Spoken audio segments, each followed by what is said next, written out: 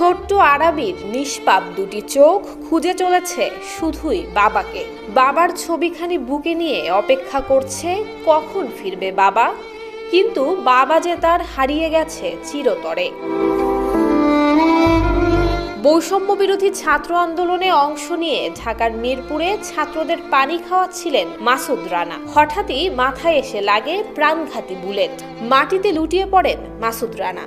প্রথমে তাকে মিরপুরের আলোক হাসপাতালে নেওয়া হয় এবং পরবর্তীতে সেখান থেকে নিউরোসায়েন্স হাসপাতালে নেয় তার সহযোদ্ধারা।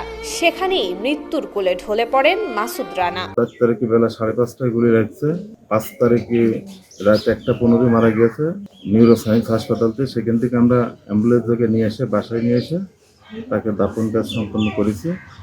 তার ডেথ সার্টিফিকেট দিয়েছে, সেই সার্টিফিকেটে হসপিটাল থেকে সার্টিফিকেটটা দিয়েছে, তাতে যে গুলিটা রাখছে মাথায় ওটা পুলিশের গুলি, এটা উল্লেখ করা আছে। মাসুদ রানা গত 4 তারিখে বৈষম্য বিরোধী আন্দোলনে উনি পুলিশের গুলিতে নিহত হন। ছেলের বিদায়ের 1 মাস পেরিয়ে গেলেও শুকায়নি মায়ের চোখের জল। ছেলের কথা বলতেই অঝরে কেঁদে উঠছেন তিনি।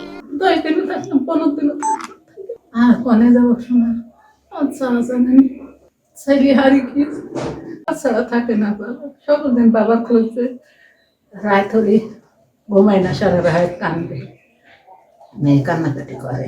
শোকে নিশ্চুপ মাসুদ রানার স্ত্রী। সরকারের কাছে স্বামীর হত্যাকাণ্ডের বিচার চান তিনি। যারা আমার এই অসহায় বাচ্চাটাকে, অবুঝ বাচ্চাটাকে এতিম করলো, আমি সেই তাদের উদ্দেশ্য করেই বলতেছি যেন সরকার একটা কোনো পদক্ষেপ নেয়, এদের শাস্তি দেয়, আর যেন কোনো মায়ের বুক এইভাবে খালি না হয়, আর কোনো বাচ্চা যেন এইভাবে এতিম না হয়। মাসুদ রানার বৃদ্ধ বাবা কথা বলতে না পারলেও বোঝাচ্ছিলেন কিভাবে কোথায় তার ছেলের গুলি লেগেছে। এই জায়গায় দিয়ে বেরিয়ে মতা, মানে ডানের দিক গুলিকের একটা মতা দিয়ে বেরিয়ে মতার সমস্যা।